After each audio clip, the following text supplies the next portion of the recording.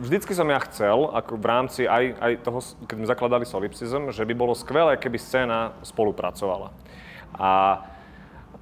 Lebo je tu podľa mňa, že strašne veľa šikovných ľudí, ale sú každý roztrúsený a každý si rieši niečo svoje a možno by viacej profitovali z toho všetky tie kapely, všetci tí ľudia, keby viacej spolupracovali. A rozprávali sme tu aj o tej spolupráci s tou Besnou, tak to bolo tiež veľmi fajn, akým spôsobom toto vzniklo.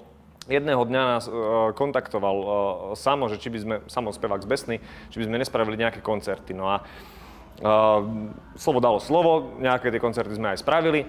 A vtedy sme sa rozprávali o tom, že či by nebolo dobré urobiť aj nejakú takú, nechcem to nazvať, že hnutie, ale spoločenstvo kapiel, ktoré si navzájom na slovenskej scéne proste budú pomáhať a budú skrátka k dispozícii a budú to nejaké kapely, ktoré zmýšľajú rovnako, robia možno trošku podobnú hudbu a tak ďalej a skrátka budú si pomáhať.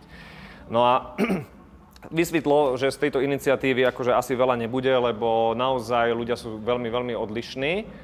Avšak v rámci tých jednotlivých štruktúr, ktoré v rámci metalovej scény fungujú, sa niečo tvoriť dá. A napríklad, ako som hovoril o tom, že teraz ten náš album, rovnako celkovo tá naša tvorba sa zaoberá existencializmom, hej, alebo takýmito záležitosťami, ktoré kvázi motivujú človeka, aby hľadal svoj vlastný zmysel života.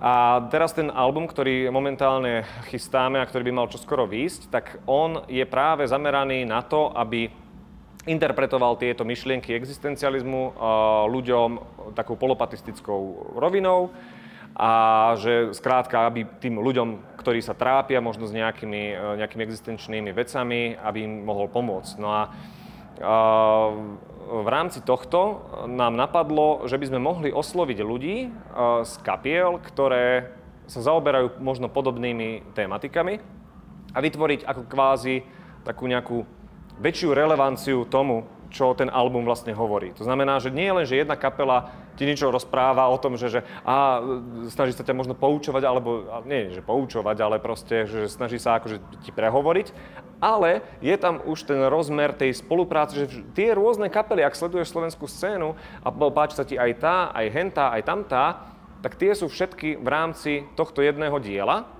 a niečo sa ti snažia prehovoriť spolu. A takýmto spôsobom sme vlastne vybrali 5 rôznych spevákov z rôznych slovenských a jednej českej kapely, ktorí sa vlastne zaoberajú vo svojej tvorbe nejakými takýmito existenčnými vecami, nejakými problémami psychického charakteru. Viacerí z týchto ľudí to zažívajú reálne, bežne, hej, vo svojom živote, to znamená, že teda trápia sa s týmito vecami, že to nie je opäť žiadna póza.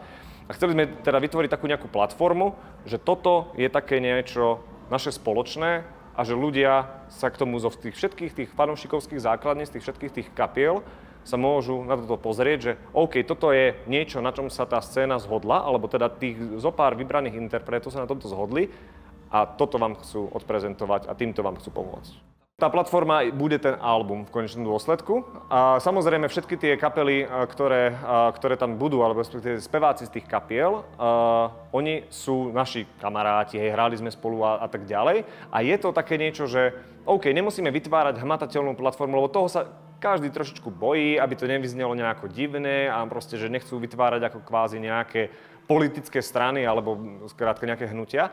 Ale je to niečo, že k čomu sú schopní sa podpísať.